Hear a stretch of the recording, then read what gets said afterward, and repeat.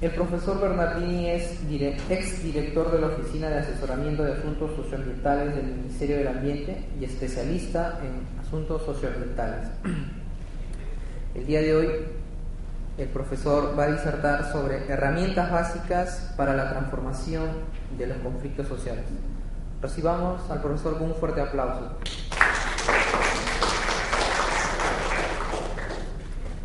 Gracias, buenas noches. A ver, ¿qué les traigo esta noche? Es una hora en que ya todos estamos cansados, queremos irnos a casa, así que vamos a hacerlo esto bastante dinámico y voy a tratar de, en lo posible, de ser ameno, con la finalidad de que no se me distraigan ni me dudan. ¿Está bien? A ver, la presentación esta contiene 4 puntos. En algunos vamos a poner más énfasis y en otros vamos a pasarlo rapidito porque lo tienen en material, lo van a tener en el material y lo van a poder seguir, lo van a poder utilizar. Voy a enfatizar en los puntos más importantes que considero y ojalá que tengamos un espacio al final para que puedan ustedes hacer sus preguntas y yo esté en condiciones de responder. Lo que les traigo son herramientas básicas. Miren ustedes, son las herramientas básicas que en la casa no nos faltan y son las herramientas básicas que se emplean para transformar los conflictos. Esas son las herramientas que les traigo esta noche y ojalá les sirvan. A ver, esos son los 4 puntos. Vamos a entrar un poquito al tema de la naturaleza de los conflictos sociales. ¿Qué son los conflictos sociales? ¿Cómo los vamos a reconocer? ¿Cómo los vamos a tratar? ¿Y cómo los podemos transformar? En una forma muy breve. Les traigo también en la segunda parte una matriz de conflictos, mejor dicho, es una plantilla de toda aquella información que no puede dejar de tener una lista de conflictos. Ustedes lo pueden utilizar, lo pueden imprimir. Y cuando estén frente a un conflicto, simplemente llenan los espacios y se van a dar cuenta que tienen un mapeado completo del conflicto. El tercer punto son aquellos mecanismos para la prevención de conflictos. Son mecanismos legales, son mecanismos sociales, son mecanismos políticos que se emplean para poder manejar el conflicto. También les va a ser útil y lo van a saber reconocer cuando lo vean y lo vean en su estructura. Y finalmente, que puede ser la parte más densa pero más importante, que considero que es la construcción de valores hacia una ciudadanía ambiental, que es el trabajo de fondo. Si no trabajamos ese cuarto punto, simplemente los conflictos van a seguir viniendo, nos van a seguir sorprendiendo y nos van a seguir ganando terreno. Ustedes saben que los conflictos dominan la agenda pública. Uno compra un diario hoy, va a la televisión, enciende el televisor, pone la radio y ahí están los conflictos. Es el tema del día, el tema que nos acompaña permanentemente y sobre todo como yo he énfasis en la última década. ¿Qué es lo que está pasando? ¿Por qué estamos viviendo esto? El mundo y en especial el Perú sufre pues un alto impacto de la conflictividad social y un alto impacto de la conflictividad social sobre todo en el campo ambiental. Vivimos un momento ya prolongado de expansión económica. El conflicto es una expresión de la expansión económica. El conflicto aparentemente podría estar relacionado con la pobreza y no es así. Lo que nos ha pasado en el Perú es que los conflictos nos han sorprendido. No estábamos acostumbrados a ser un país en crecimiento y los conflictos han aparecido con el crecimiento. Es una proyección, es un subproducto de la expansión económica. Hace 10 o 15 años no sabíamos de conflictos. Los conflictos discurrían por un lado y la sociedad caminaba por otro y la política. Vivimos un momento grave en los últimos años, en los últimos 40 o 50 años de urbanización. Este fenómeno se caracteriza porque estamos dejando el campo y estamos viviendo en ciudades. Hoy el Perú vive en ciudades mayormente. A nadie se le ocurre en este momento trasladarse al campo y vivir en el campo. Es muy difícil. Más bien, el sueño de toda persona que vive en el campo sería las ciudades, a formar ciudades, sean grandes o chicas, pero ciudades. El cambio climático, que antes era casi imperceptible, hoy día se ha acelerado, los fenómenos del niño, la niña, nos marcan pues una agenda distinta a cómo se vivía antes. El fenómeno de la deforestación, se tala para poder sembrar, y al talar contribuimos al cambio climático, a acelerar el cambio climático. La depredación y la contaminación hoy día lo tenemos a las puertas de nuestra propia ciudad. Si juntáramos toda la flota de camiones recolectores de basura de Lima, solamente podrían estar en condiciones de recoger la basura cerca del 70%, nada más. Por eso es que caminamos por las calles, recorremos lugares de nuestra capital y de todas las ciudades del país y encontramos cerros y cerros de basura. La contaminación es algo que ya forma parte del paisaje. La inadecuada administración del recurso hídrico, hoy día hay conflictos por el agua, las cosas no naturales. La mayoría de los conflictos es por el agua o una combinación de ambos. El desarrollo que antes eran lleno de planes, sin presupuesto, planes sin dinero, y hemos pasado al revés, hemos pasado a los presupuestos sin planes. Mejor dicho, en las regiones y en las municipalidades sobra el dinero y lo que se exige es que tengan planes para poder gastar. Ese es un fenómeno nuevo, somos los nuevos ricos en el mundo. El proceso de la reforma del Estado por la vía de la descentralización, como ustedes saben, se han creado regiones en donde simplemente eran los antiguos departamentos. Todo esto hace que sea urgente una acción que a la vez preserve el ambiente y que a la vez impulse el desarrollo. No uno sin lo otro. No podemos convertir a nuestro país en un vivero donde simplemente no tocamos nada ni exportamos nada porque no queremos tocarlo, ¿no es cierto? Y eso no sucede en ningún lugar del mundo. Tenemos que hacer las dos cosas: impulsar el desarrollo y preservar el ambiente. La agenda política. La agenda política es aquello que la sociedad discute, aquello que la sociedad lo tiene como una de sus primeras prioridades. Es una percepción de la realidad y el ambiente forma parte hoy de esa agenda pública. Es la forma como las personas o los grupos estén presentes e influyen.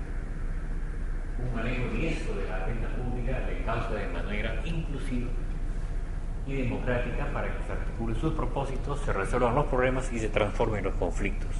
El tema de los conflictos, sobre todo los conflictos de origen ambiental, forman parte hoy de la agenda pública. A donde quiera que vayamos, tocar el tema de los conflictos sociales de origen ambiental es un tema que convoca fácilmente.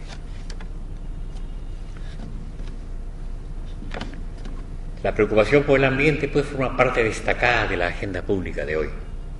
Hace unos años esto no pertenecía a la agenda pública. Pueden ver ustedes publicaciones periodísticas: campesinos alistan paro nacional contra los decretos, campesinos inician el 20 nueva serie de protestas, la PSM asegura que sí monitorea los conflictos, los nativos alistan protestas, comentarios cuando las ONG llegan primero y el Estado llega después, el Estado llegó tarde, editoriales de los diarios: el reclamo democrático es distinto al uso de la violencia, no a la violencia, la inercia de los partidos políticos o no llegan o simplemente no han sabido interpretar a tiempo el fenómeno que se vive hoy en día. La clave es el diálogo, la invocación al diálogo, etc. Miren ustedes, acta que puso fin al levantamiento de nativos se ha cumplido a medias, los nativos reclaman, el premier firma acta de Sicuani y ofrece estudio ambiental y hasta ahora no se puede lograr eso. Y miren quién era el premier en ese momento. El gabinete Simón tiene entre sus tareas pendientes justamente la crisis y los problemas, los conflictos socioambientales. Se caricaturiza ya el tema. En fin, los nativos dan ultimátums a la petrolera: si no hay diálogo siempre habrá conflictos en el país, etcétera. Lo que quiero demostrar con esto es de que el tema de los conflictos es un tema que nos concierne, es un tema que nos afecta y es un tema que tenemos que saber manejarlo porque no podemos más dejarlo esto al azar o a la instalación de mesas de diálogo que luego los acuerdos nunca se cumplen. Los recursos naturales. Los recursos naturales ya no son más ni gratuitos ni infinitos. Eso recién lo sabemos ahora. Los recursos naturales tienen un valor y tienen también una etapa de vida. El ambiente es hoy un tema económico, social y político. Ya no basta la acción del educador, ya no basta la acción de disfrazar a los niñitos de zanahoria, de repollitos y sacarlos a los parques a desfilar y a invocar a los mayores que seamos cuidadosos del ambiente. Ya no. Ahora se necesita la acción decidida de todos los estamentos de la sociedad, del policía, del juez, del ciudadano, de toda persona de buena voluntad y más aún de los que de alguna manera ejercen algún tipo de poder. De lo antropogénico, aquello que es producido por el hombre, hemos pasado a lo antropocéntrico, aquello que beneficia o perjudica al hombre. Hoy día el ambiente es visto de esa manera y por eso es que genera los conflictos que generan. Los recursos naturales y los conflictos. El proceso de desarrollo del país se basa en el gran potencial de los recursos naturales. El impulso al desarrollo es crear riqueza por la vía de las inversiones. Sin inversiones no hay justicia, no hay empleo, no hay industrias, no hay vías de comunicación, no hay salud. Y esto no solamente es patrimonio del Perú, sino del mundo entero. No se conoce ningún país en el mundo que salga de la pobreza o que afronte su desarrollo si no es por la vía de las inversiones. Todo proyecto empresarial, como toda actividad humana, va acompañado de externalidades negativas. Toda actividad humana, la sola presencia del hombre, es un factor contaminante. En Lima, en nuestra capital donde vivimos, cada limeño produce medio kilo de basura al día. Medio kilo de basura al día.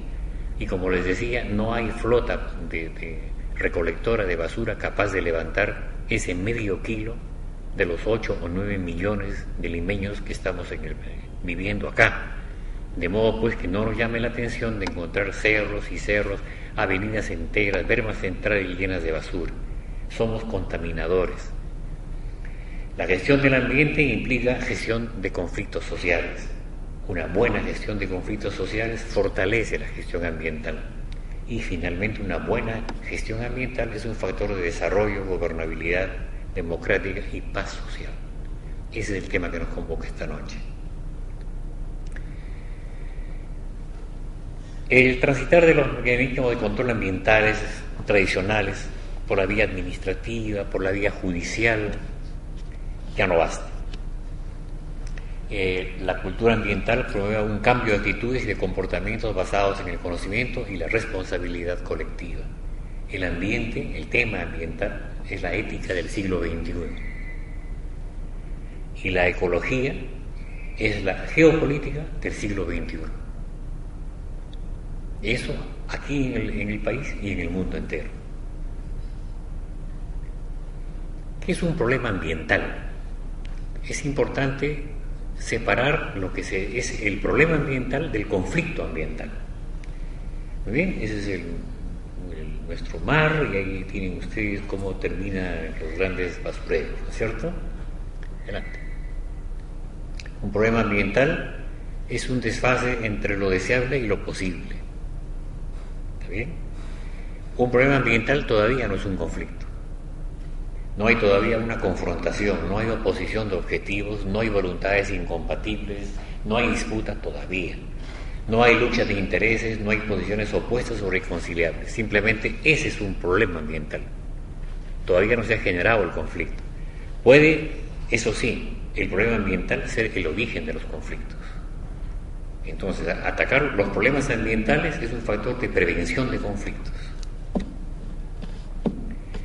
Y el conflicto socioambiental es un proceso donde ya surgen los desacuerdos entre los diferentes actores sociales. Es un choque de intereses, es un desacuerdo, es una disputa por objetivos. Bueno, es una disputa por procesos, es una disputa por productos. Allí surge el conflicto socioambiental, el conflicto social. Ha podido tener su origen en un problema, pero esto se ha convertido ya en un enfrentamiento. Miren ustedes la imagen. Esa imagen pues no es para ir a recorrer las calles para afrontar un problema ambiental, sino ya es un conflicto, es un enfrentamiento, es una protesta, es una forma de decirle a alguien de que algo está mal. ¿Cómo se caracterizan los conflictos? Son complejos, se presentan en el seno de los conflictos múltiples intereses, niveles culturales y percepciones en juego.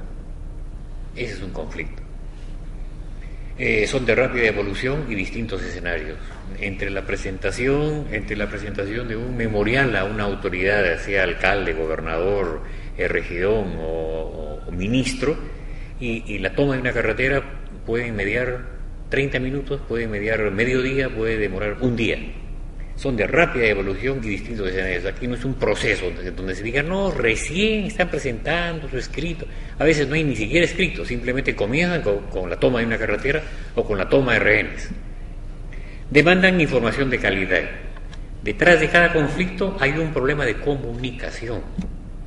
Detrás de cada conflicto usted va a encontrar que hay un problema de comunicación. Lo opuesto al conflicto no es el silencio. Lo opuesto al conflicto es la crisis. Hay múltiples intereses de partes y de instancias. Se presentan una serie de actores en los conflictos y también de diferentes instancias, no siempre establecidas. Más bien diría lo contrario, que no están establecidas, que no hay una definición clara de las instancias. Hay presencia de actores no organizados. Si alguien quiere atender un conflicto y está esperando que la presencia de los actores sea formal, que sea representante auténtico, debidamente elegido por su comunidad, etcétera, está equivocado. La presencia de los actores generalmente es en un desorden acabado. Con un alto riesgo de violencia, por supuesto, altísimo riesgo de violencia, entre el simplemente reclamo de un grupo de pobladores a un acto de violencia puede mediar escasamente minutos. Una enorme desconfianza. El bien más preciado para la solución de los conflictos es lograr la confianza entre los actores. Es la primera puerta y la más importante que tenemos que abrir para encontrar una solución o una transformación del conflicto. La desconfianza prima en el conflicto. Y la presencia del Estado es indiscutible. Todo conflicto social de origen ambiental, o cualquiera sea su origen, tiene pues un alto componente de la presencia del Estado, por lo mismo hecho de que es social. Dejar que la minera converse con el comunero, o el comunero converse, o que el curita se ponga en el medio y haga de mediador, etcétera, sin la presencia del Estado es un grave error que nos ha costado mucho. Las causas más comunes de los conflictos. Problemas no resueltos. Al término del gobierno anterior habían 1.500 acuerdos tomados en diferentes actas y que no habían sido cumplidos. Quiere decir que si al gobierno actual o en los futuros gobiernos, si seguimos con esa política, se les ocurre ir a una comunidad a dialogar, simplemente los comuneros van a sacar sus acuerdos no cumplidos y van a decirle, bueno, ¿por qué tenemos que creerle a usted si el anterior gobierno tampoco cumplió con lo que ofreció? Entonces hay una herencia muy grande de problemas no resueltos. Hay un gran vacío entre las ideologías y la información. Prima la ideología, poco nos interesa la información. Nadie va en busca de información, muy rara vez se va en busca de información. Lo que prima es el eslogan: mina no, agro sí. Basta, no tienen que informar, no tienen que averiguar nada más, basta con eso. Un cartel, unas cuantas llantas quemadas, una carretera tomada y listo. Esa es la ideología versus la información. También entre las causas están las campañas desestabilizadoras, ¿sí? El grupo que se opone a la minería, el grupo que se opone a la llegada del inversor en los hidrocarburos, o el grupo de comuneros que está en contra del Estado porque el Estado es explotador, etcétera. Entonces hay pues campañas desestabilizadoras de todos los grupos, de estos tres grupos principales, que es el Estado, las comunidades y las empresas. hay escasa participación política, rara vez una persona dice pertenecer a un partido político, tenemos miedo de pertenecer a un partido político, a nadie se le ocurre presentarse a un trabajo y presentar su currículum para conseguir un trabajo, y si alguien le pregunta, ¿y usted pertenece a un partido político? No, ni hablar, nos da miedo pertenecer a un partido político, siendo este un derecho. Y es la mejor forma de intermediación política la pertenencia a un partido. Pero de eso lo tenemos como un estigma, como si fuera la parte más negativa de nuestra vida es pertenecer a un partido político. Eso nos ha traído como consecuencia de que los partidos no sean intermediadores de la voluntad popular. Y hoy día todo el país está lleno de frentes, frente de defensa, frente único y todos los frentes que pueden imaginarse ustedes. La débil capacidad de gestión del Estado, el Estado no se hace presente o se presenta mal. Un desarticulado manejo de los conflictos, todo el mundo mete la mano en el manejo de los conflictos, nadie soluciona de una manera organizada los conflictos. Hay un manejo pues desarticulado, se está haciendo esfuerzo, la PCM está haciendo esfuerzos, todo el mundo hace esfuerzos, pero todavía hay una desarticulación en el manejo de los conflictos. Las disparidades económicas, la insatisfacción de necesidades básicas que son innegables. Uno llega a una comunidad, llega a una compañía minera con sus camionetas 4x4, con sus teléfonos satelitales, con sus botas, sus casacas de cuero, con unos cascos hermosos, y entonces prácticamente llega el primer mundo al lado del tercer mundo. Y la gente ahí con su lantita miran y dicen, ¿estos quiénes son? Son los mineros que han venido a hacer la exploración, esto. Entonces ahí comenzó la causa del conflicto, las causas más comunes, esas disparidades económicas inmensas, esas insatisfacciones y necesidades básicas del papá gobierno han pasado al papá empresario. Como el papá gobierno no les hace las obras, no le pone la posta médica ni le pone la comisaría, entonces ahora llegó la empresa, entonces es una buena ocasión para sacarle comisaría, para sacarle todas las ventajas que no han tenido. Entonces se convirtió en el papá empresa. El desconocimiento de particularidades locales, generalmente las empresas cometen el error de llegar y no darse cuenta de que están llegando a una comunidad que tiene una historia, que tiene una tradición, que tiene una serie de valores, y no hacen el esfuerzo de analizarlos, no hacen el esfuerzo. Hace poco hubo un conflicto en Junín, porque a la compañía que producía energía simplemente se le ocurrió cortar la energía para hacer un mantenimiento, y en esa semana se realizaba la fiesta del pueblo. Lo dejaron sin corriente eléctrica. Hicieron un mitin, tomaron las instalaciones, tomaron a los rehenes, y toda la gente decía, ¿pero qué les pasa a esta gente? Si toda la vida nos hemos llevado bien. Ese desconocimiento de las particularidades locales, que generalmente no solamente que no se les estudia, sino que a veces hasta se les desprecia o se burla. Una falta de representatividad de las organizaciones de base. No tenemos organizaciones de base, andamos cojos en ese sentido. Las organizaciones de base son contadas con la mano, no somos reacios a organizarnos. Pero eso sí, se va a haber algaradas, y va a haber carteles, y va a haber gritería, y va a haber líos, ahí sí estamos buenos, pero organizados, muy poco. Observen ustedes en las comunidades donde ustedes viven y se van a dar cuenta que carecemos de organizaciones de base, que es otra causa común de los conflictos.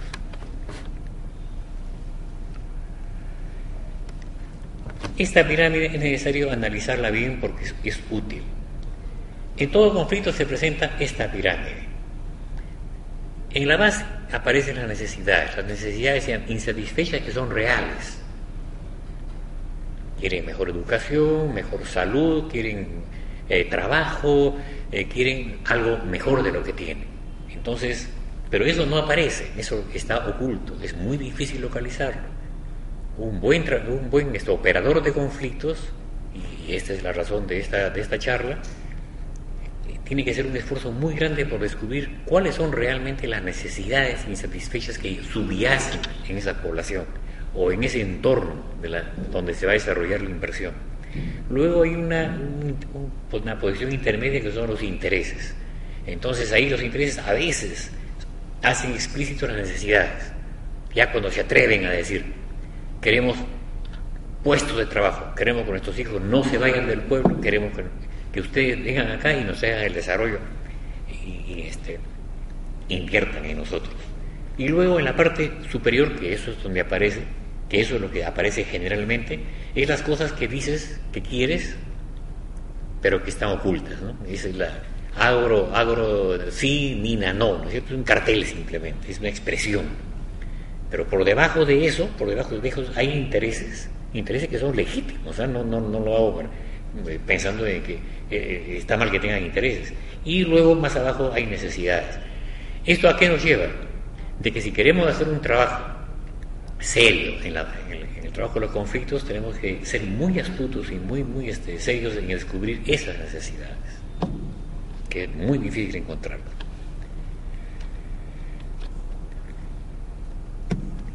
Funciones del conflicto. El conflicto pues no es una desgracia, ni es una maldición, ni es la consecuencia de que nos hayan brujeado. Los conflictos existen en la familia, existen entre los hermanos, existen en todos los lugares, existen conflictos. No es nada malo. Simplemente es un fenómeno de los que vivimos en sociedad. Muy bien. ¿Cuáles son las funciones de los conflictos? Construye relaciones. Sí, pues los conflictos son buenos, construye relaciones que no estaban siendo explícitas, el conflicto las construye. Crea coaliciones, ¿sí? La gente se agrupa por un lado el Estado con sus funcionarios, por otro lado las empresas también toman posiciones y también las comunidades. Entonces, crea coaliciones, aglutina a los que tienen algo en común. Es algo bueno. Promueve las comunicaciones. Claro, si antes no se comunicaba nadie, por lo menos el conflicto es un buen medio de comunicación. No le tenemos que tener miedo a eso. Fortalece las instituciones, pero claro que sí, fortalece las instituciones. Hace que nos podamos reunir esta noche y podamos hablar de estos temas. Si no hubieran conflicto no estaríamos acá ni nos interesaría a ellos. Ayuda a construir entidades, sí pues. Cada uno toma posiciones. El periodista toma una posición, el cura otra posición, el alcalde toma una posición, los regidores toman una posición. Por lo menos se ponen a pensar en cómo manejar este conflicto. Libera las tensiones, sí pues, la gritería, la llanta quemada y la marcha y la pedrada, libera tensiones, pues, libera tensiones. En algunos casos muy mal hechos, pero son tensiones que son liberadas. Y distribuye el poder. Es una forma de distribución del poder local. ¿Cómo prevenimos los conflictos? Hay formas de prevención, ¿cierto? La más sencilla es evitando su formación. Difícil, muy difícil. Pero evitar su formación es una de las formas de intervención. La otra es la gestión, mejor dicho, mecanismos de regulación y reducción de los impactos negativos. Si esto está causando así, eliminemos esto. Se pueden atacar los problemas y atacando los problemas se gestiona un conflicto. La resolución, que es el abordaje de los problemas de fondo hacia la solución de la disputa.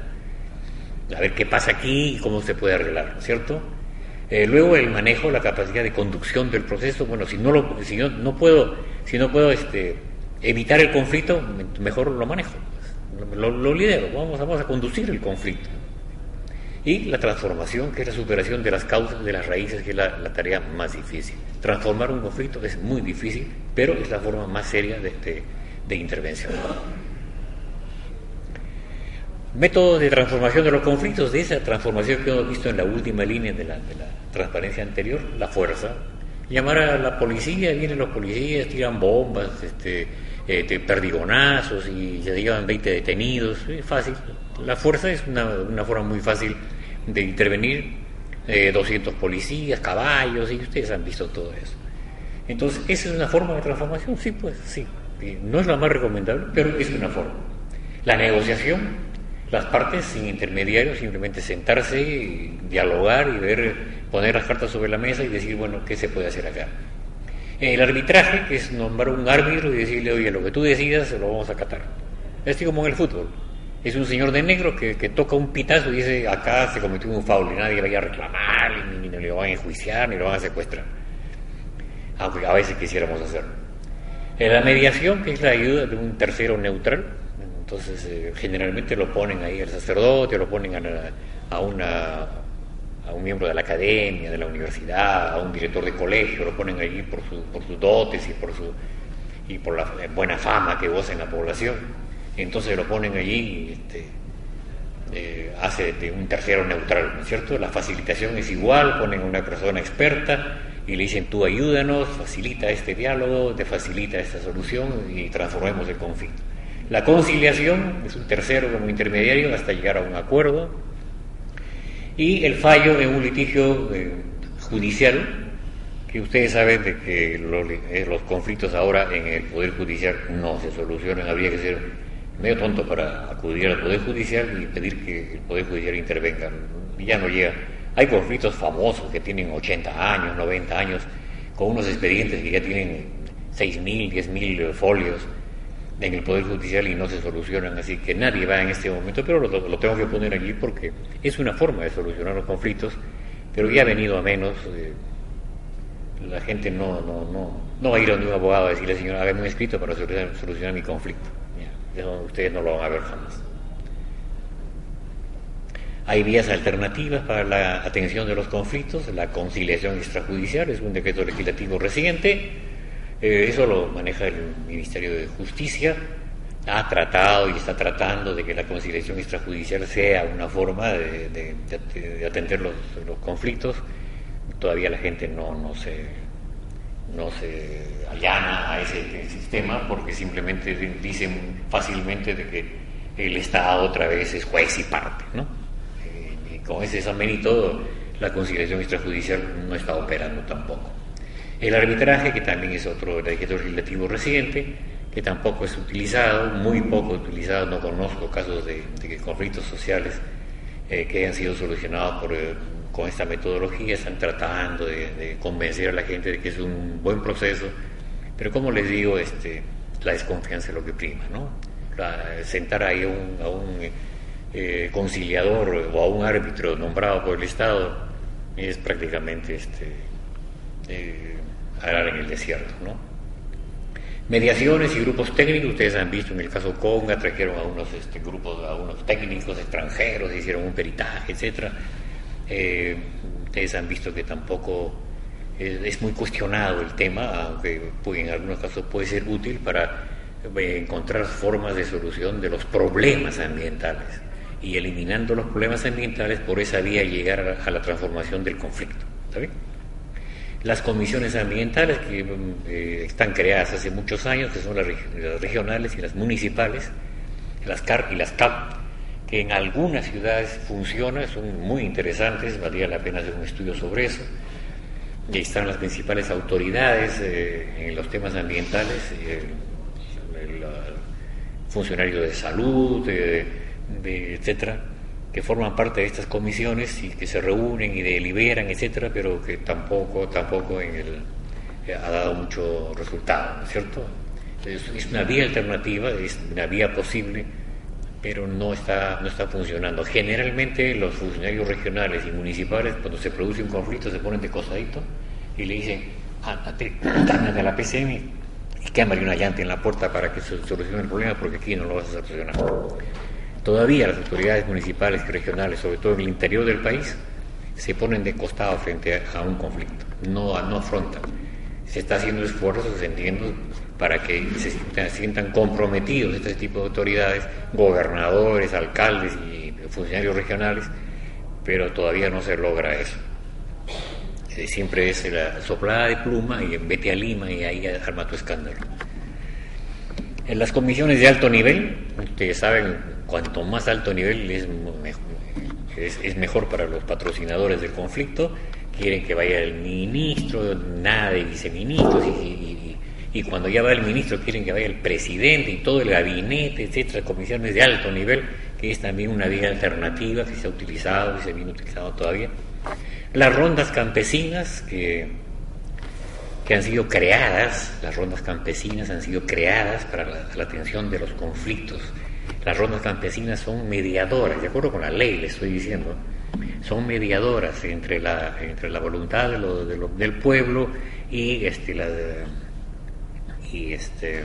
los diferentes grupos de empresarios, del Estado, etcétera. Más aún, el reglamento de la ley de rondas campesinas establece que deben de llevar un libro, y en ese libro deben ir anotando todos los casos de conflictos que hayan resuelto. Pero ustedes saben bien que la experiencia nos dice que las rondas campesinas prácticamente actúan como brazos armados de los que salen a reclamar. Así está funcionando las rondas campesinas. Entonces, en la realidad, en muchos casos habrán intentado ser solucionadores del conflicto, pero realmente en los casos que yo he tenido la oportunidad de ver, se han presentado personas armadas, personas aduciendo manejar una serie de costumbres, se supone que son ancestrales, ¿no? Donde prima pues el latigazo, el encierro, etcétera, aduciendo de que esas son las formas tradicionales de administrar justicia. Yo tengo mis dudas sobre eso. Pero en todo caso, como una vía alternativa de la solución de los conflictos, las rondas campesinas tampoco nos ayudan, ¿no? Pero hay que mencionarlas porque están creadas para eso. ¿Perdón? En las rondas, los dirigentes son mayormente analfabetos. No crean, no, más bien al contrario, son personas que generalmente son personas que han servido en el ejército, que han servido en la Fuerza Armada, en la policía. Son gente valiosa.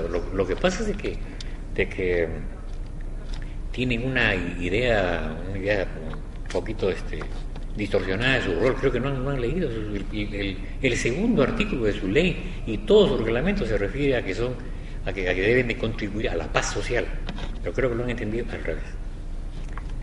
Bien. Los tipos más comunes de conflictos de información. Les decía, el conflicto en el fondo tiene pues un problema de información, un problema de comunicación. Es un problema de comunicación, así como sucede en nuestros hogares con nuestras parejas. Es igualito, es un problema de comunicación, es el conflicto. Se van guardando, nos vamos guardando las cosas y al final las sacamos y entonces armamos el lío. Hay distorsiones, hay percepciones, ¿no? Los tipos más comunes también están de intereses, hay una competencia por los recursos y la satisfacción de necesidad, les hablaba de las necesidades, de relación. Hay emociones, hay comportamientos, hay estereotipos, rivalidades. Llegan pues estos inversionistas a la zona, llegan con todo su parafernalia, sus campamentos y todo, y lo primero que dicen es: espérate nomás, a esto le vamos a hacer difícil su presencia acá, ¿no? Entonces hay emociones, hay comportamientos, entonces que nos tienen que dar trabajo, y nos tienen que dar, entonces ese es el tema. Hay conflictos de valores, diferentes estándares de evaluación de ideas, de comportamientos, ¿no? Nos van a dejar sin agua. ¿Se acuerdan que había un conflicto en el sur del país en donde el conflicto nació porque decían, se estaba realizando la reunión de la PEC acá en Lima y habían llegado líderes del mundo entero, y ese conflicto fue porque alguien les dijo que iban a sacar todo el agua del río y la iban a embarcar en unas naves y iban a enviar el agua a España, porque en España les faltaba agua. ¿Se imaginan mandando nosotros agua a España? Y así fue, así está escrito y está registrado eso. Entonces, pues, y de estructuras sociales hay una disputa por el poder. La mejor forma de hacer una campaña política, a los que están animados a hacer una campaña política en el interior del país, simplemente métanse a un conflicto y hagan que los metan presos o que los encadenen, ninguna cosa de eso, porque les hacen la campaña gratuita completamente. Por eso decían de que ¿para qué en el Perú hacen gastos de campaña cuando solamente basta con poner la película Avatar?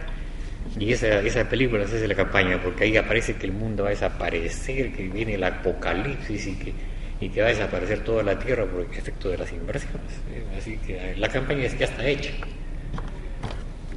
Las fases del conflicto, todo conflicto, ustedes lo pueden dibujar de esa manera. Una latencia, donde todavía no aparece el conflicto, está ahí, que dan vueltas y vueltas, vamos a hacerles la vida imposible a estos, ¿no? Luego viene una etapa de confrontación, acciones de protesta, actos de violencia. A esto los votamos del pueblo, no sé cuántos, y llega la crisis. Se bloquea el diálogo, se sale de control, las bases superan a sus líderes, los líderes ya no toman decisiones porque tienen que consultar con sus bases, ¿no? Los daños a la propiedad, la toma de locales, la captura de los dirigentes, etcétera. Ya estalló la crisis por arriba, y luego hay una etapa de posconflicto que se vuelve a dialogar. Existe la mediación, aparece la represión, que meten presos a 4 dirigentes, 5, aparecen los cuartos intermedios, viajan a otra ciudad a tratar el tema, luego se firman unos acuerdos, hay expresiones de buena voluntad entre las partes, abrazos y fotografías y todo, y después vuelve la latencia donde se vuelve a incumplir lo que se firmó.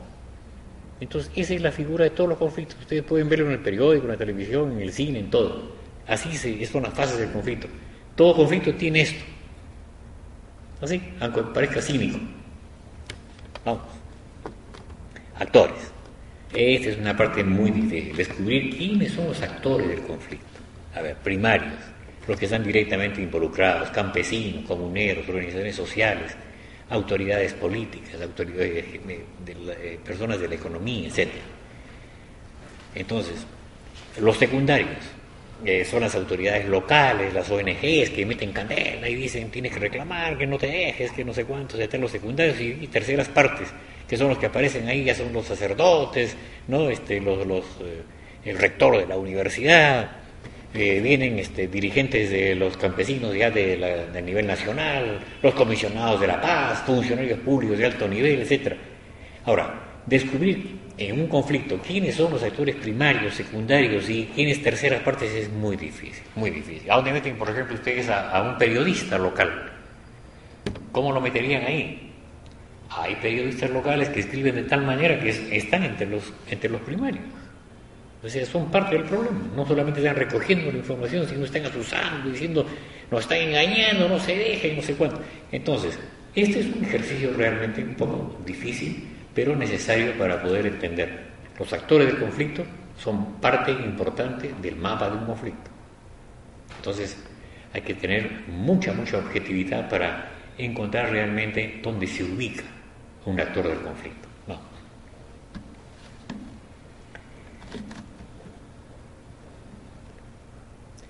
Ahora, los actores tienen características, ¿está bien? Los actores, y cuando digo actores, digo de todos los tipos, de primarios, secundarios y de terceras partes, provienen de colectivos heterogéneos. No les llame la atención a ustedes que en una mesa de diálogo esté sentado un loísta, esté sentado un campesino, esté sentado un policía, esté sentado un profesor de la universidad y esté sentado una persona que escasamente sabe leer y escribir. Entonces, en un conflicto se dan esas cosas. No hay necesidad de títulos, no hay necesidad de grandes pergaminos para convertirse en un actor del conflicto.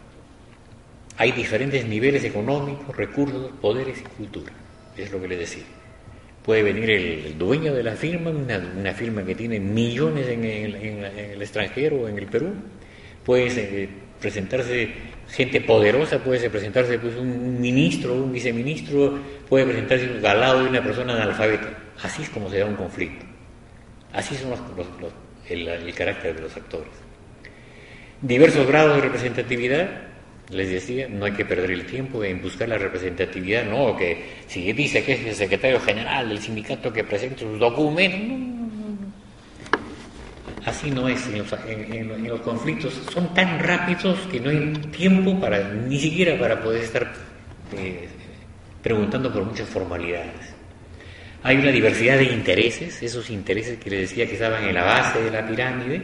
Unos van porque quieren ser candidatos, otros porque quieren aparecer en la televisión, otros van porque cada uno lleva la empresa porque quiere ganar dinero y porque quiere que desbloqueen la carretera y desbloqueen la entrada a la mina o desbloqueen la entrada a su centro de trabajo, etc. Cada uno lleva diversos intereses y hay una diversidad de percepciones. El empresario dice, estos dirigentes son rojos, y para comenzar. Entonces son antimineros, por ejemplo, ¿no? El antiminero, dice el empresario, es un sinvergüenza, ha venido acá a llenarse de plata, llevarse toda la riqueza y después nos va a dejar con una montaña ahí de basura. El Estado, dice el empresario, es un tipo vivo que ha hecho tal cosa, y el comunero es un tonto que se ha dejado engañar. Entonces cada uno lleva diversas percepciones, diversos estereotipos, diversas formas de ver a los demás. Eso es natural en un conflicto. Y esa es la característica de los actores. Entonces, si uno va al conflicto, uno tiene que darse cuenta que es así. Para manejar bien un conflicto se tienen que hacer alianzas intersectoriales. No hay conflictos que solamente sean ambientales o solamente sean mineros o sea solamente agrícolas. Todo es un conjunto. ¿Qué pasa si una comunidad pide que le ponga una escuela? Entonces la realidad entonces sería un conflicto que de una demanda de una escuela nada más. No. Lo que pasa es que piden una escuela porque saben que va a llegar una compañía a poner una inversión y quieren aprovechar de ese momento, lo cual es legítimo. Entonces, para entender un conflicto hay que verlo desde las alianzas intersectoriales. O sea, los conflictos no tienen un sector. Si yo me levanto en la mañana y prendo el televisor, no estoy prendiendo el sector comunicaciones. Si me doy un baño y uso el agua, no estoy utilizando el sector vivienda.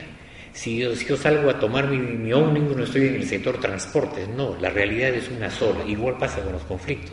Entonces, para entender un conflicto hay que verlo de esta manera, de una manera holística. Entonces, tenemos a la PCN, que tiene una Oficina Nacional de Diálogo de la Sostenibilidad. Todos los sectores, todos los ministerios, ahí tienen ustedes, que ya ni entra en el cuadrito. Tienen ustedes el Ministerio del Interior, tiene la Policía Nacional, tienen los gobernadores, tienen las rondas, pues las rondas están adscritas al Ministerio del Interior. Tienen ustedes la Contraloría General de la República, porque detrás de cada reclamo hay que el alcalde no cumplió, que el gobernador es un sinvergüenza y mil cosas. Entonces, la Contraloría General de la República es el órgano de control de todos esos estamentos. Instituciones sociales organizadas, que ojalá estuvieran mejor organizadas. Instituciones académicas y de investigación, las universidades, que son beneficiarias de un canon que reciben y que escasamente lo usan. La Defensoría del Pueblo está ahí con sus chalequitos azules presentes en el conflicto, etcétera, tratando de que las cosas se mejoren.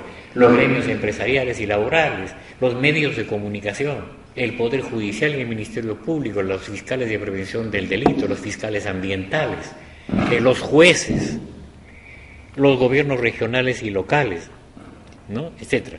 Entonces, ¿se escuchan? Ya.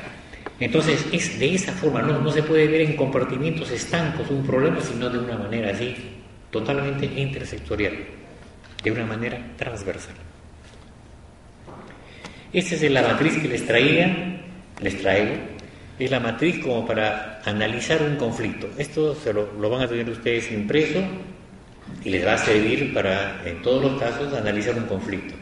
La descripción de la problemática, primero, una descripción muy breve del problema que da lugar al conflicto, el ámbito geográfico donde se desarrolla el conflicto, la cronología de cómo se inició el conflicto hasta el momento que se está haciendo el análisis de esto en esa matriz, el análisis de las personas, del problema y de los procesos, que son los tres elementos básicos del problema, qué personas intervienen, cuál es el problema o los problemas y cómo se ha producido ese proceso que da lugar al conflicto. La gestión de la comunicación, no hay solución de conflictos si no se tiene una base de comunicación, si no hay una forma de comunicación. Los grandes problemas que nos ha tocado manejar se han perdido a periodicazos. En todos los lugares donde se ha manejado mal un conflicto ha habido un mal manejo de la comunicación, ya sea la radio, ya sea el periódico, ya sea los boletines, ya sea el chisme, Radio Bemba, cualquier tipo de comunicación. Los conflictos se pierden en las comunicaciones y se ganan en las comunicaciones. No se puede transformar un conflicto si no se tiene el manejo de la comunicación pública, el manejo de la comunicación abierta. Luego la matriz contiene un pronóstico de qué pasaría si es que esto continuara tal como está.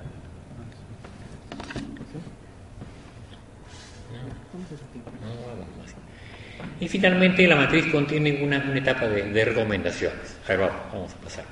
Esto es, así no lo van a poder apreciar, pero en la columna de la izquierda tienen ustedes el nombre del conflicto. Es un nombre muy breve, por ejemplo, pues el conflicto espinar, por decirles.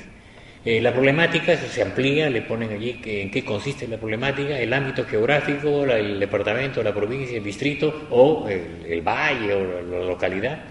La cronología del conflicto, que es con qué pasó, los actores que les decía, las demandas, ¿no?, que hay detrás de cada conflicto, la dinámica del conflicto, cómo ha ido desarrollándose, la gestión de la comunicación, la prospectiva, o sea, qué va a pasar si esto continúa así, las recomendaciones y luego la identificación del evaluador. Esta plantilla les va a servir, llévenla, utilícenla, y les aseguro que llenando todos los espacios, describiendo todos los espacios, ustedes pueden reportar muy bien en qué consiste y decir, este conflicto se caracteriza por esto. Esa es una herramienta que les va a servir, porque esa es la razón de mi presencia, son las herramientas básicas para el manejo del conflicto. Vamos. El tercer punto son los mecanismos para la prevención de los conflictos. Hay mecanismos útiles, poco utilizados lamentablemente.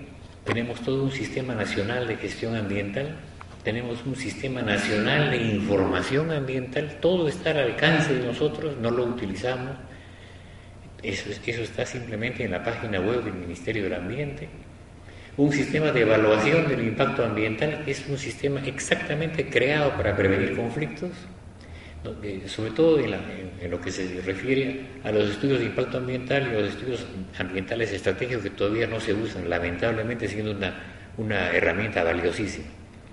El Sistema Nacional de Evaluación y Fiscalización Ambiental, que por fin va saliendo desde el marasmo en que se encontraba y ya está sirviendo en algo, y un Sistema Nacional de Denuncias Ambientales, el SINADA, que ustedes entran a la página web del Ministerio y dicen, señores, al lado de mi casa ha venido un camión que ha botado una tonelada de basura. Lamentablemente ustedes entran ahí y no se está empleando esos sistemas. Son sistemas nacionales, que solamente entrando a la página web se puede utilizar. Luego, la participación ciudadana. Hay reglamentos de la actividad minera y de hidrocarburos que establecen cómo la ciudadanía puede participar de manera activa en la prevención de los conflictos a través de la ejecución de esos reglamentos. Tampoco se usa. Y finalmente la consulta a los pueblos indígenas, que es el convenio 169 de la OIT, que también es un mecanismo de prevención de conflictos, con algunas anotaciones que les he traído acá y que es bueno que lo tengan. Les decía, el estudio de impacto ambiental sirve para la prevención, han sido creados para eso. El estudio de impacto ambiental es un ejercicio de prospectiva que hace la empresa que va a hacer una inversión. Hace todo un estudio, dice, así vamos a dañar el ambiente, así vamos a dañar esto, y porque, como les decía, toda inversión, toda actividad humana, desde que el que tiene un kiosquito de periódico hasta una tienda web, contamina el ambiente, ¿no? La sola presencia del hombre, les digo, es un elemento contaminador. Entonces, lo único que se nos queda frente a un acto de contaminación es aplicar una serie de mecanismos para que podamos vivir con esa contaminación o evitar esa contaminación. No hay otra cosa. 7.000 millones de seres humanos en este planeta están haciendo que este planeta esté cochino. Y si no, veamos los ríos. El río Rímac, ustedes saben perfectamente que ahora es una sequía. Cuando yo era niño, al río Rímac hacíamos un almuerzo allí, almorzábamos, nos metíamos al lago, etc. Hoy día no creo que haya una persona que se le ocurra meterse al río Rímac y tener un almuerzo allí, pues sale con tifoidea por lo menos, o con rascarrasca, ¿no es cierto? Entonces el lago Titicaca, el río Mantaro, el río Rímac y todos los 53 ríos de la cuenca del Pacífico, más la cuenca amazónica, hoy día se están convirtiendo en sequías. Esa es la verdad. Entonces, es un instrumento de naturaleza preventiva y correctiva, los estudios de impacto ambiental, es un requisito previo para el desarrollo de una actividad, tiene componentes técnicos, administrativos y sociales de carácter participativo. La gente tiene que participar obligatoriamente, tiene que estar ahí presente y dar su opinión. Y, como le digo, pues todo esto hace que este instrumento de gestión ambiental sea de carácter preventivo. Brinda calidad a la viabilidad de los proyectos de inversión. Un buen estudio de impacto ambiental le da calidad a la inversión. Ahora, claro, también viene la criollada, que hay estudios de impacto ambiental que se compran en Azángaro. Solamente llena usted los espacios, inventa allí su estudio de impacto ambiental y lo lleva a algún ministerio para que se lo pruebe. Es una cochinada, pero está sucediendo. Entonces, mientras hagamos buenos estudios de impacto ambiental, haremos que este instrumento sea realmente de prevención.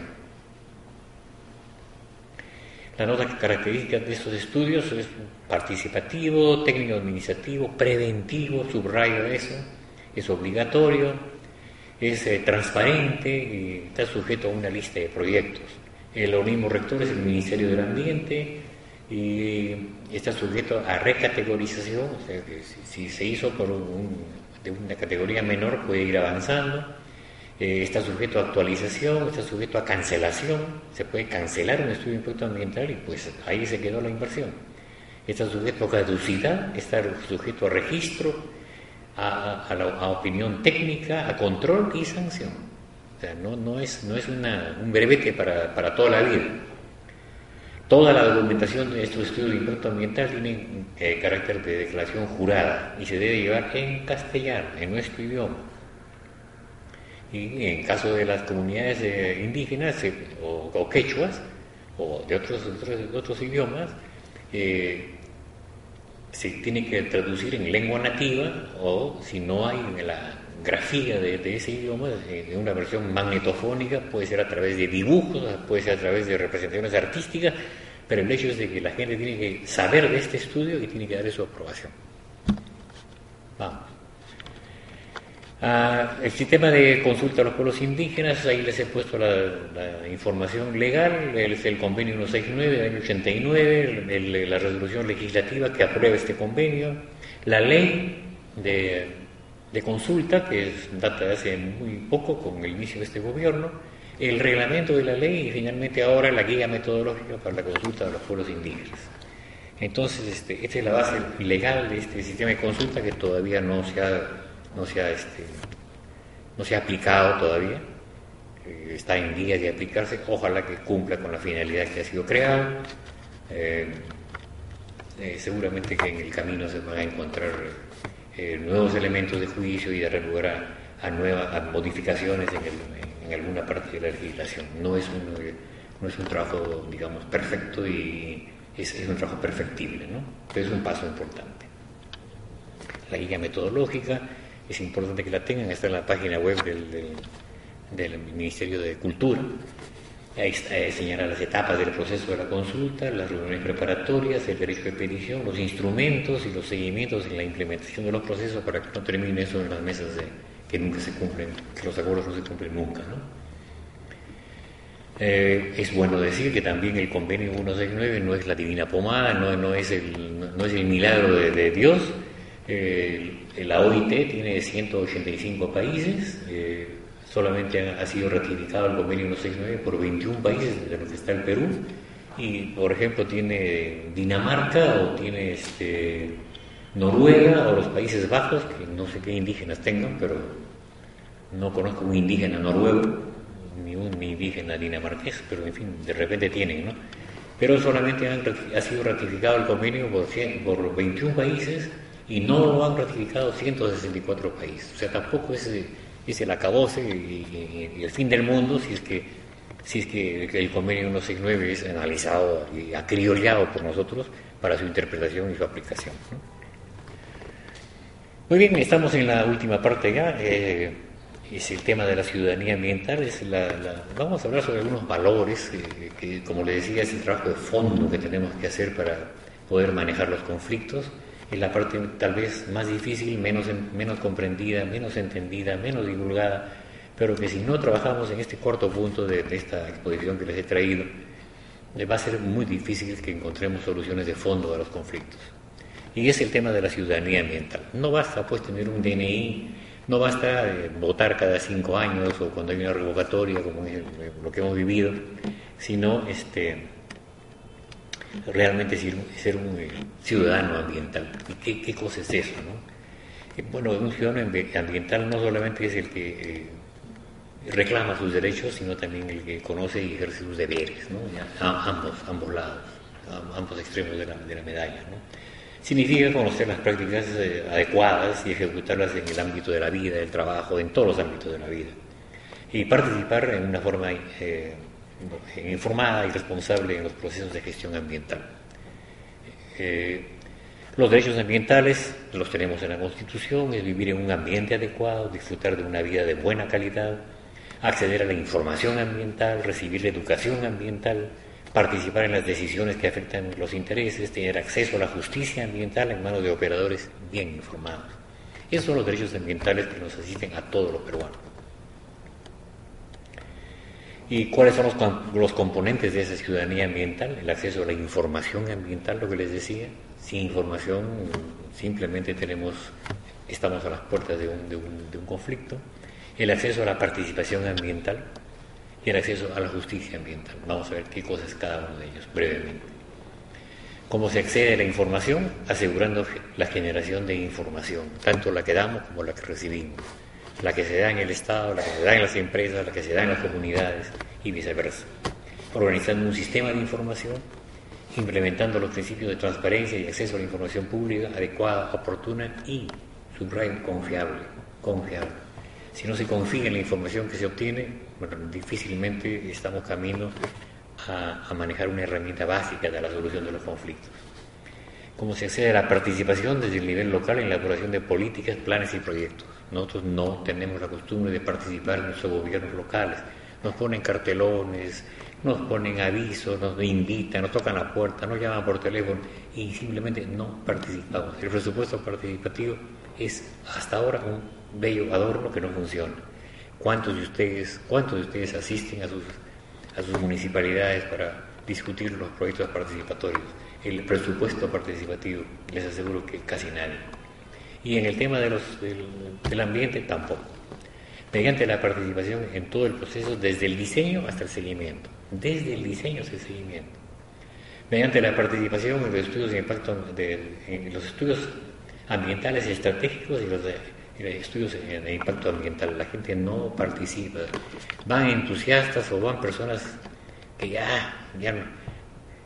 He visto convocatorias a estudios de impacto ambiental donde encuentran 4 o 5 jubilados en el parque, los llevan, los invitan, les dan de todo para que asistan y difícilmente quieren asistir. Pero cuando surge el problema, ahí sí, agárrense. Se accede también promoviendo y estableciendo mecanismos de participación con efectos vinculantes. Mecanismos de participación con efectos vinculantes. No se olviden que la ley de municipalidades habla del presupuesto participativo, pero tiene otro articulito más allá en la misma ley, donde dice de que el alcalde puede hacer tabla rasa de lo acordado con el presupuesto participativo y se reúne con su consejo, vota su presupuesto y se acabó el problema. Entonces no tiene pues efectos vinculantes. Entonces, tenemos que tratar de llegar a eso. ¿Cómo se accede a la justicia ambiental? Generando capacidades en los ámbitos locales. Imagínense una localidad del interior del país. Hay que desarrollar capacidades en los jueces, en los fiscales, en los policías, en los gobernadores, en los alcaldes, en los educadores, en los empresarios, en los líderes comunales, en todo.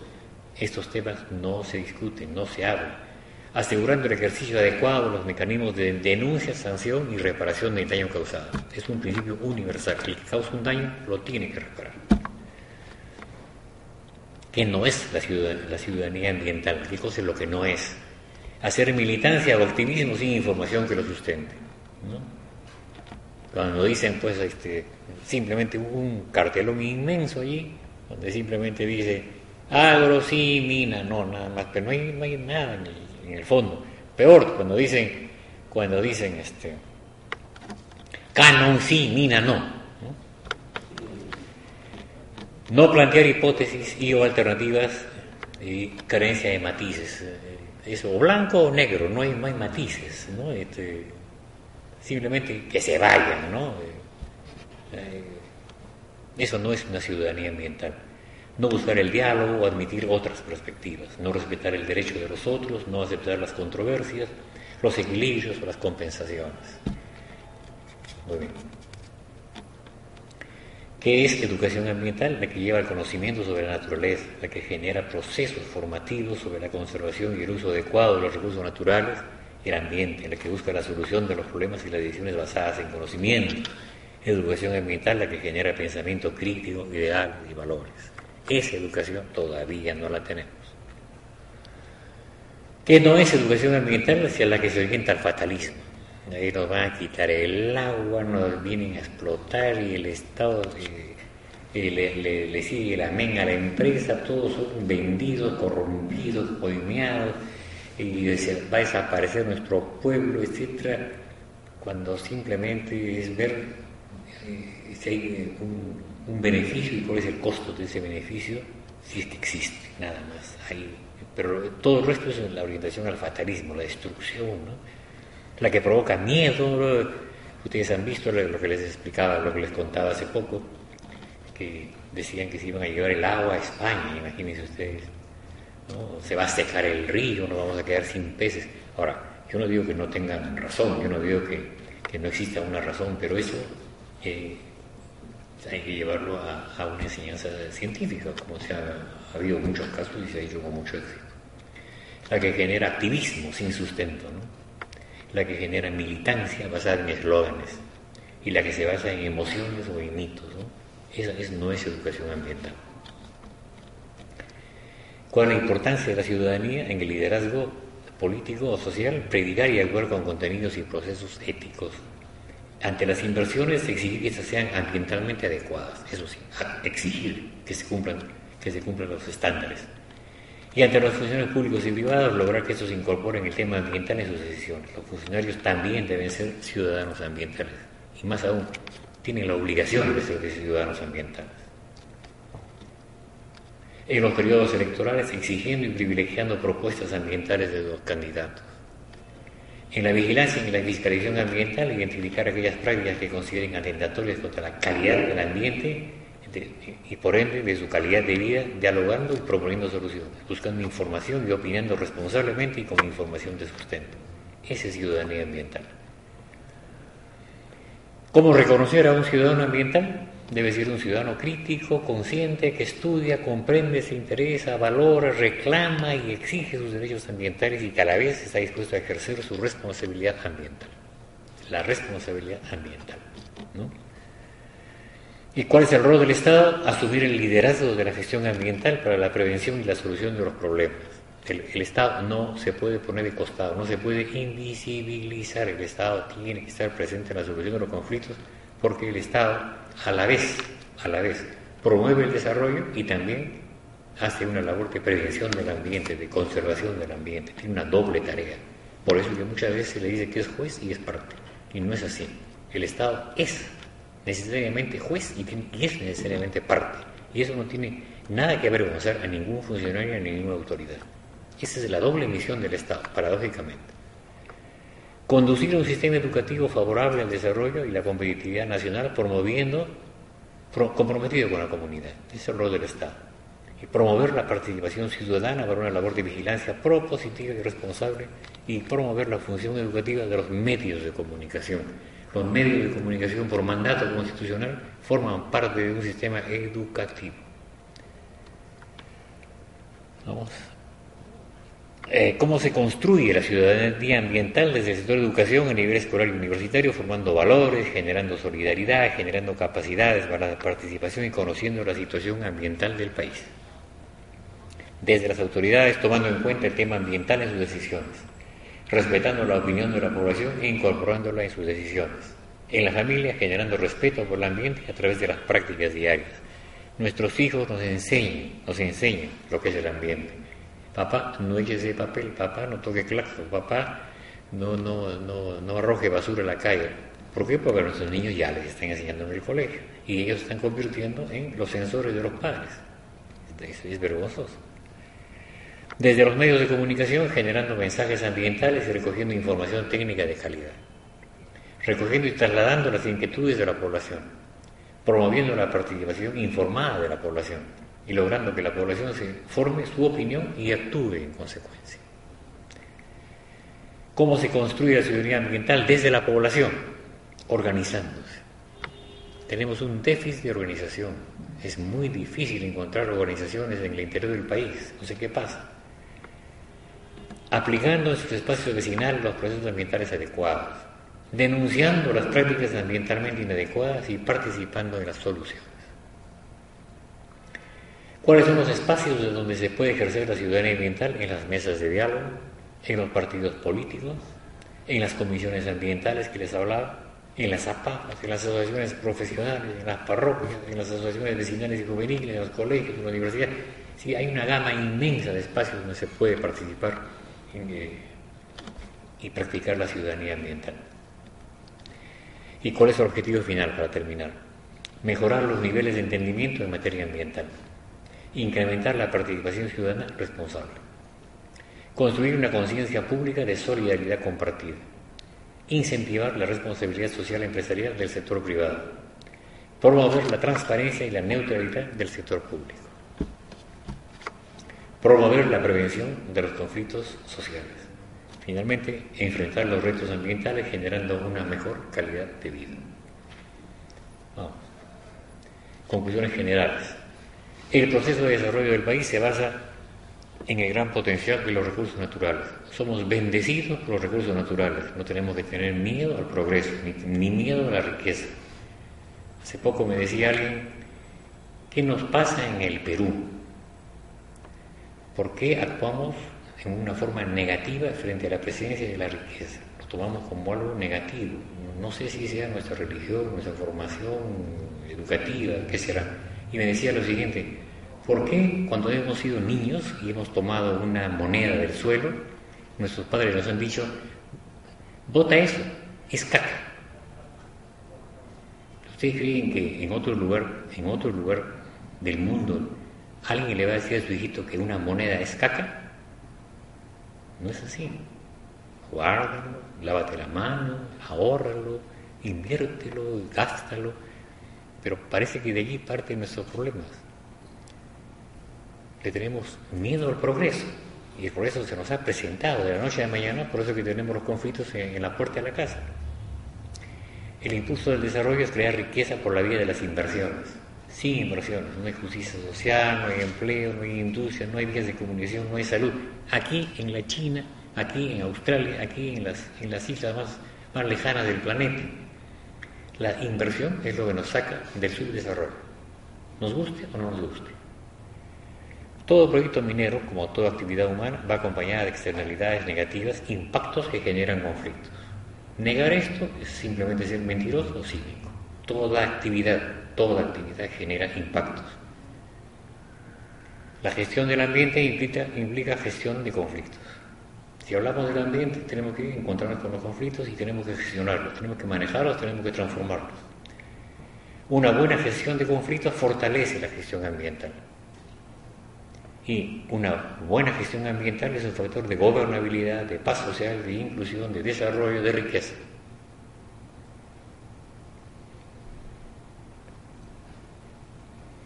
Hasta aquí me toca dar por terminada esta presentación y espero que les haya gustado. Si tienen preguntas, me las dicen y gustoso trataré de responder a sus inquietudes o sus preguntas.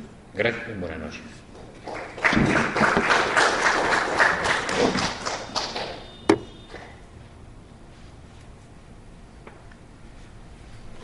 Si no hay preguntas, les... ¿Aló? ¿Me escuchan? Si no hay preguntas, les agradezco mucho. Si les ha gustado esta charla, entonces avisen a sus amigos. Si no les ha gustado, les avisan a sus enemigos, pero avísenles a alguien que les va a servir. Gracias.